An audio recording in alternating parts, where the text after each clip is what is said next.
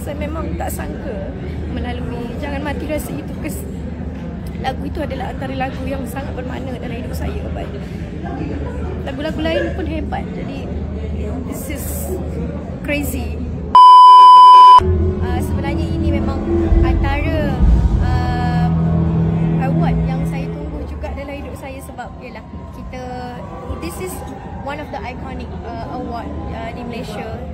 Selain EJL, ini juga antara yang ikonik juga. Jadi saya memang mengimpikan untuk genggam award ini, because I feel like this is my mic. So ini adalah penguat terbaru saya untuk saya berkarya.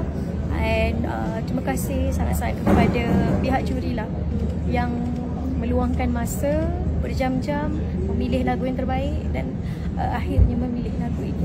I really don't, saya memang sangat tak sangka, because dihargai seperti ini sekali dihargai. Ya, saya memang tak sangka melalui Jangan Mati Rasa itu, lagu itu adalah antara lagu yang sangat bermakna dalam hidup saya.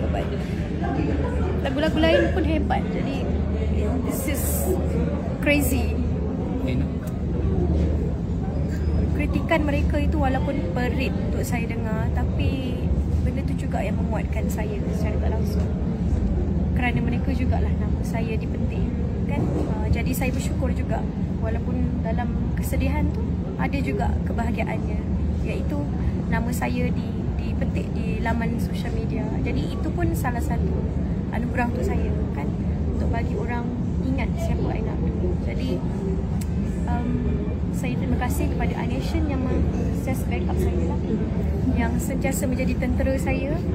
Saya mungkin tak baca semua komen, but mereka baca untuk saya dan mereka tolong saya.